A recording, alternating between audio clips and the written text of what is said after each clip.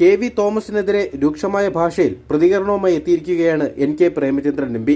കഴിഞ്ഞ ദിവസം ധനമന്ത്രിയുമായുള്ള കൂടിക്കാഴ്ചയിൽ സംസ്ഥാനത്തിന് കൈവശമുള്ള കണക്ക് പോലും കൃത്യമായി ബോധിപ്പിക്കാതെ കേരളത്തിന്റെ പ്രത്യേക പ്രതിനിധി കെ വി തോമസ് പൂർണ്ണ പരാജയമാണെന്ന് കെ പ്രേമചന്ദ്രൻ എം പി പറഞ്ഞു. ആശാ വർക്കർമാരുടെ കുടിശ്ശിക സംബന്ധിച്ച കണക്ക് പോലും നൽകാൻ സാധിച്ചില്ലെങ്കിൽ അദ്ദേഹം എന്തിനാണ് ഡൽഹിയിൽ ഔദ്യോഗിക ചുമതല വഹിക്കുന്നതെന്നും കെ പ്രേമചന്ദ്രൻ എം പി ചോദിച്ചു.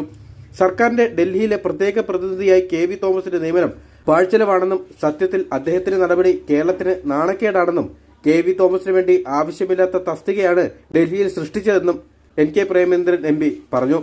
കൂറുമാറ്റത്തിനും കാലുമാറ്റത്തിനും നൽകിയ പ്രത്യുപകാരമാണ് നിയമനം. ഇതുവരെ അദ്ദേഹം കേരളത്തിലെ എം പിമാരുമായി ആശയവിനിമയം പോലും നടത്തിയിട്ടില്ലെന്നും കെ പ്രേമചന്ദ്രൻ വ്യക്തമാക്കി. ആശാ വർക്കർമാരുടെ കുടിശ്ശിക അടക്കമുള്ള വിഷയങ്ങളിൽ കഴിഞ്ഞ വെള്ളിയാഴ്ചയാണ് കെ വി തോമസ് കേന്ദ്ര ധനമന്ത്രി നിർമ്മല സീതാരാമനെ കണ്ടത്. ചർച്ചയിൽ നിർമ്മല സീതാരാമൻ വിശദാംശങ്ങൾ നൽകാൻ ആവശ്യപ്പെട്ടപ്പോൾ കെ വി തോമസിന് കൈമലർത്തേണ്ടി വന്നു.